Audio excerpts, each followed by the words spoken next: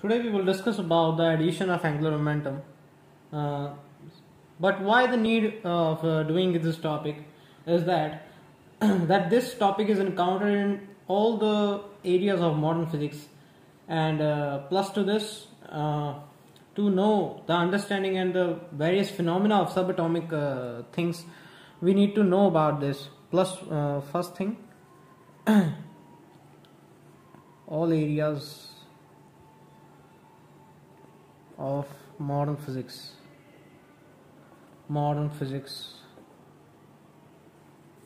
Second thing, it is various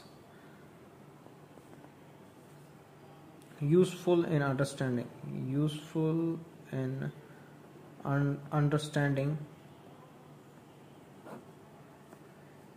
all areas of modern physics and various subatomic phenomena.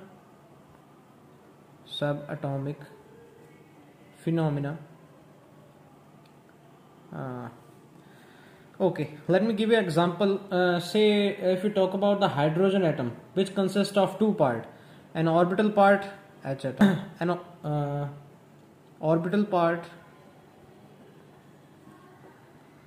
L, which is due to the motion of electron around the proton, and the spin part, which is due to the spinning motion of the electron about itself. So the properties of the hydrogen atom cannot be properly discussed without knowing how to add this orbital angular momentum and the spin angular momentum. So there is a extreme need to understand this addition of angular momentum. Before discussing how to add this angular momentum, let's just explore the general things about this. First, consider two angular momenta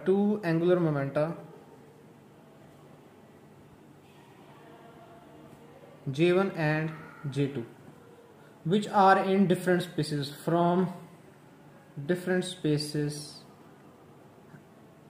spaces 1 and 2, different subspaces 1 and 2, and J1 J2 may refer to two distinct particle. These two may refer to two distinct particle or to the same particle of different property. So both things can happen. J1 J2 refers to same particle for the different properties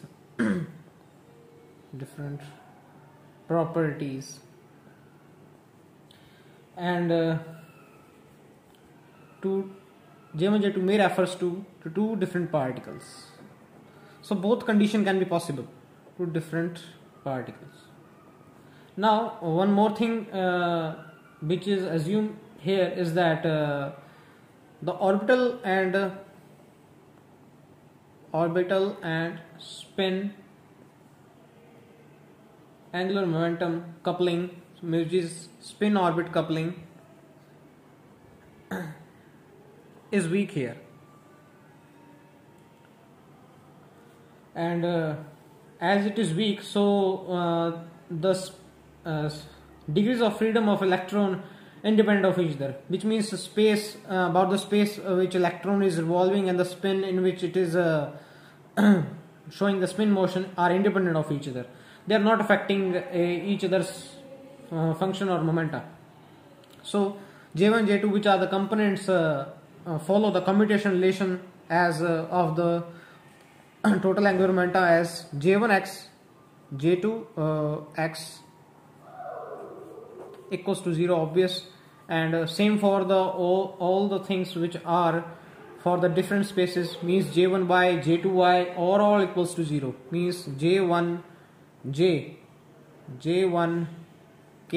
equals to 0 for j comma k is equals to x y z. As they are from the different systems, so they obviously commute with each other, and other commutation relation which we know already, J1x J1y is equals to iota h cut J1z, which follows a cyclic property. J1y, J1z,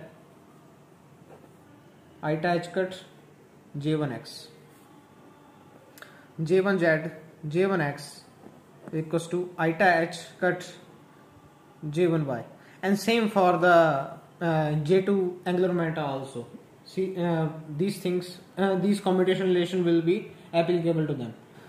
Now denoting the J1 square and J1z eigenstates by J1 M1, and we know and for the J2 square and J2z eigenstate by J2 M2, and we know that how these are applicable on these states. What eigenvalues will these J1 square and J1z will give, as J1 square when acts on J1 M1 state gives us J1 plus 1 h cut square J1 M1. J2 square is equals to when acts on J2 M2 state gives us J2 plus 1 h cut square J2 M2. J1z, which only acts on the M component, acts on the J1 M1 h cut J1 M1. J2z, J1 M1 J2 M2 equals to M2 h cut J2 M2. Now these the value of M1 is from minus j to plus j, which gives us the 2j1 plus state, and same for this 2j2 plus 1 states. So the combined state for both these are just the multiplication of these two states. Consider now the two particles. Consider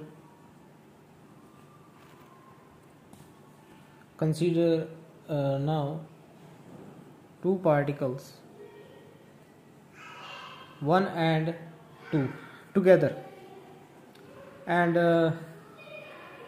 the four operators J1 square, J2 square, J1z, J2z all are commutable with each other, so they form CSU, which means the complete set of commutating operators.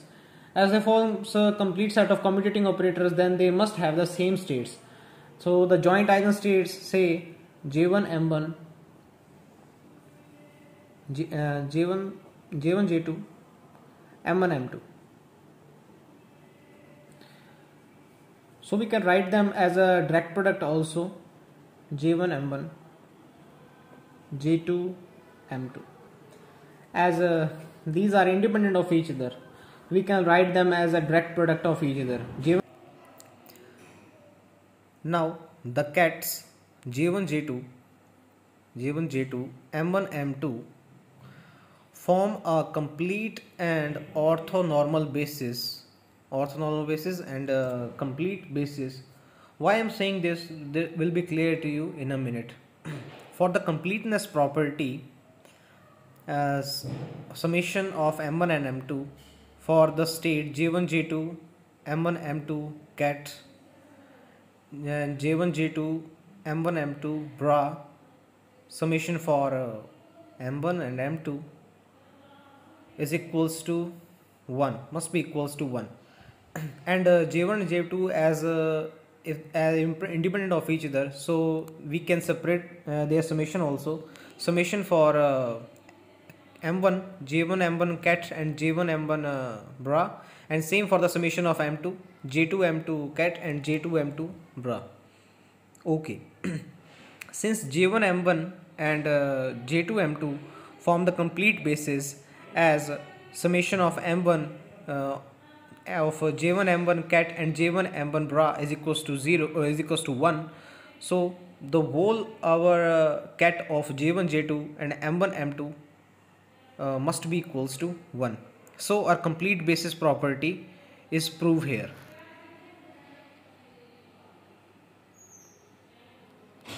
summation m1. Let me write it for you.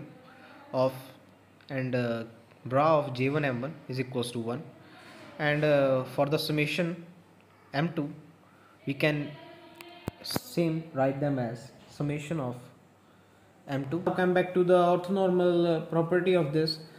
Why I'm saying that, as it is easily can be said that j1 dash j2 dash m1 dash m2 dash and j1 j2 m1 m2 is simply equals to j1 dash m1 dash j1 m1 and j2 dash m2 dash j2 m2. Now these are from the different states. We can write them as, we can write this that as del j1 dash j1 del m1 dash m1 del j2 dash j2 del m2 dash m2. Okay, now it can be clearly seen that this basis dimension is depend upon this m1 and m2. The basis j1 j2 m1 m2 has dimensions 2j plus 1 dimension. Why I am saying this, that 2j plus 1 into 2j plus 1, as m1 can take value from minus j2 plus j minus j1 plus j1, and m2 can take value from minus j2 plus j2. So the both is a multiplication of 2j 1 plus 1 and 2j2 plus 1 state. Introducing the step operator j1 plus minus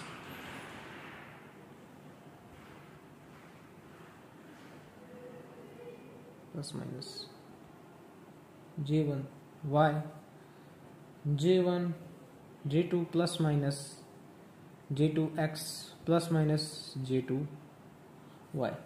So when j1 x, by our previous knowledge we know given j1 plus minus x on j1 m1 j2 m2 gives us h cut j1 minus plus m1 j1 plus minus m1 plus 1, and the eigenstate will change,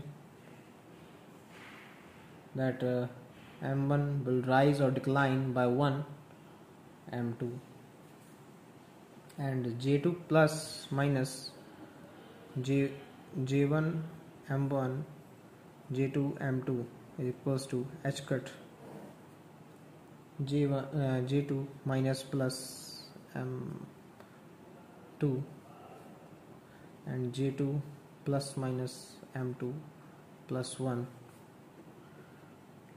j1 j2 m1 comma m2 plus minus 1. Now the problem of adding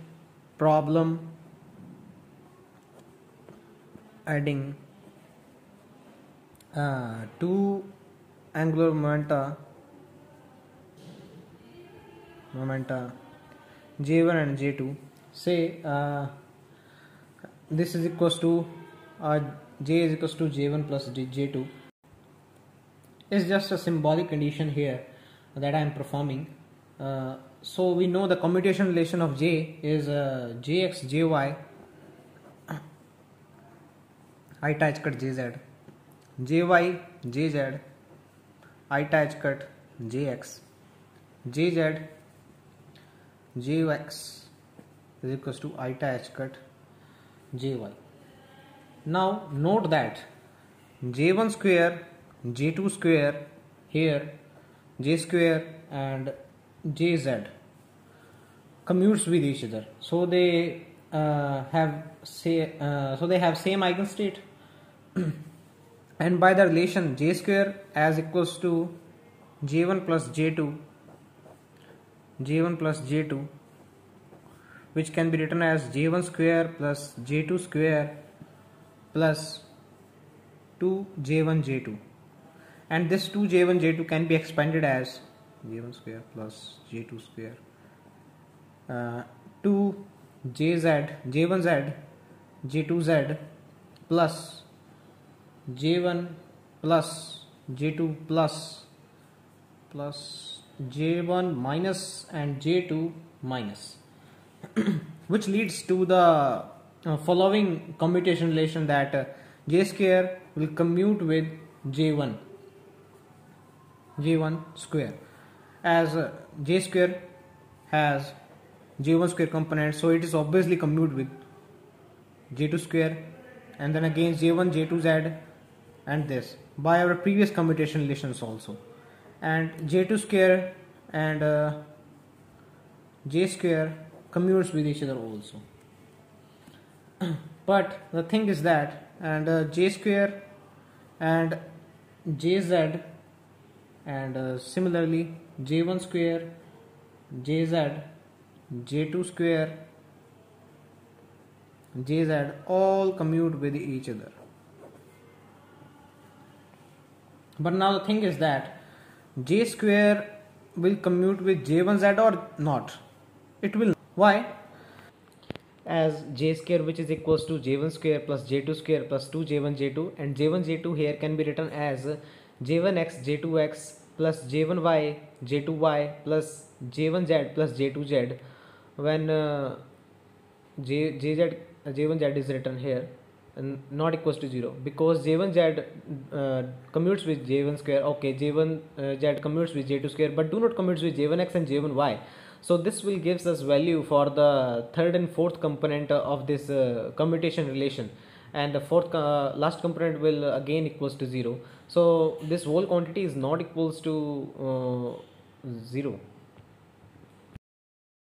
Now since j1 square, j2 square, j square and jz form a complete set of commutating operators, so they must have the same states. Let the joint eigenstate be j1 j2 and jm.